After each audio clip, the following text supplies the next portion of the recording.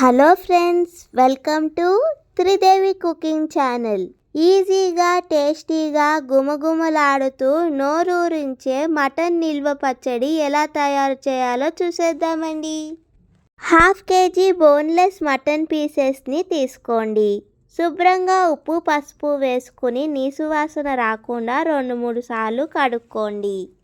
Stove మీద cooker పెట్టుకుని 1/2 KG boneless mutton పీసెస్ని వేసుకోండి. 1/2 టీ స్పూన్ పసుపు, టర్మరిక్ పౌడర్ వేసుకోండి. 1 టీ స్పూన్ సాల్ట్ వేసుకోండి. 1 టీ స్పూన్ వరకు ఆయిల్ని కూడా వేసుకుని ఉప్పు పసుపు ఆయిల్ అంతా కూడా మటన్ పీసెస్కి బాగా పట్టేలాగా కలుపుకోండి. వాటర్ అస్సలు వేయకుండా కుక్కర్ మూత పెట్టుకుని మటన్ పీసెస్ ఉడికేంత వరకు విజిల్స్ రానివ్వండి. మటన్ ఉడికేలోపు ఒక మసాలా తయారు చేసుకుందాం పదండి.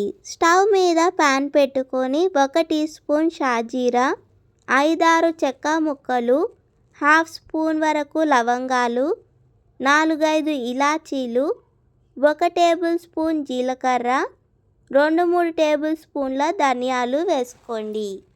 వేసుకున్న మసాలాలన్నీ కూడా లైట్ గోల్డెన్ బ్రౌన్ కలర్లోకి చేంజ్ అయ్యి మంచి స్మెల్ వచ్చేంత వరకు సిమ్లో పెట్టుకొని ఫ్రై చేసుకోండి. మసాలా దినుసులు మంచి స్మెల్ రావడం స్టార్ట్ అయ్యాక స్టవ్ ఆఫ్ చేసి దీన్ని ఒక ప్లేట్లో వేసుకొని చల్లారనివ్వండి. పూర్తిగా చల్లారాక మిక్సీ జార్లో వేసుకొని మెత్తని పౌడర్ కింద గ్రైండ్ చేయండి. విజిల్స్ వచ్చాక స్టవ్ ఆఫ్ చేసుకొని ప్రెషర్ పోయాక కుక్కర్ మూత తీసుకొని మటన్ పీసెస్ పూర్తిగా ఉడికాయో లేదో చెక్ చేసుకోండి. మటన్ పీసెస్ పూర్తిగా ఉడికిపోయాక వాటర్ అంతా కూడా ఇంకిపోయేంత వరకు ఫ్రై చేసుకోండి. స్టవ్ మీద ప్యాన్ పెట్టుకొని 100 గ్రామ్స్ వరకు ఆయిల్ని వేసుకోండి. గ్రౌండ్నట్ లేదా సెసమీ ఆయిల్ కాకుండా రిఫైన్డ్ సన్ఫ్లవర్ ఆయిల్ లాంటివి వేసుకోండి. ఆయిల్ బాగా హీట్ అయ్యాక ముందుగా మనం ఉడికించుకున్న మటన్ పీసెస్ని వేసుకోండి. గుప్పెడంతా కరివేపాకు ఆకులను వాష్ చేసుకుని డ్రై చేసుకుని ఆ కరివేపాకు ఆకులను ఆయిల్లో వేసుకోండి. మటన్ పీసెస్ని 2 వైపులు కూడా బాగా కలుపుకుంటూ లైట్ గోల్డెన్ బ్రౌన్ కలర్లోకి మారేంత వరకు ఫ్రై చేసుకోండి.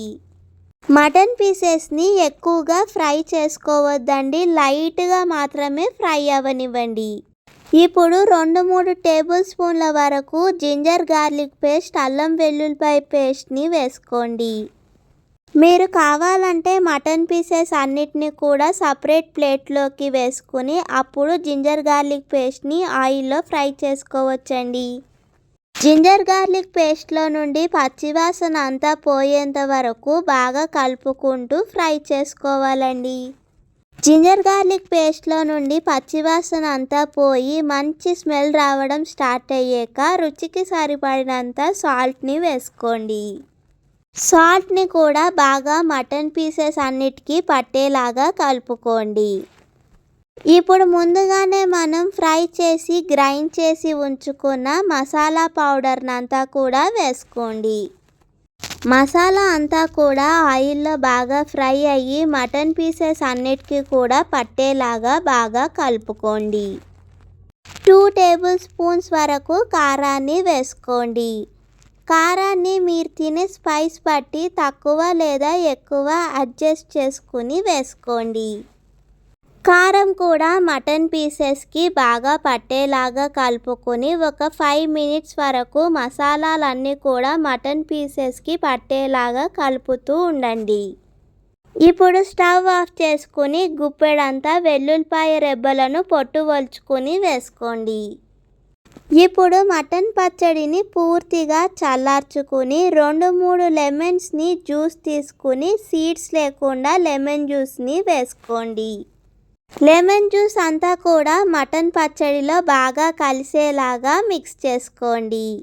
మటన్ పచ్చడిని అస్సలు తడి లేని ఒక పొడి ఎయిర్ టైట్ జార్లో వేసుకుని 6 మంత్స్ వరకు కూడా ఫ్రిడ్జ్లో పెట్టుకుని స్టోర్ చేసుకోవచ్చండి. వేడి వేడి అన్నంలో పుల్లగా కారం కారంగా గుమగుమలాడుతూ అదిరిపోయే ఈ మటన్ నిల్వ పచ్చడిని వేసుకుని తింటూ ఉంటే ఇంకొక కూర ఏది కూడా తినమండి. ఉట్టి ఈ మటన్ నిల్వ పచ్చడితోనే మొత్తం అన్నమంతా తినేస్తాం. అంత రుచికరంగా ఉంటుందండి. తప్పకుండా ఒకసారి ఈ మటన్ నిల్వ పచ్చడిని ట్రై చేసి చూడండి.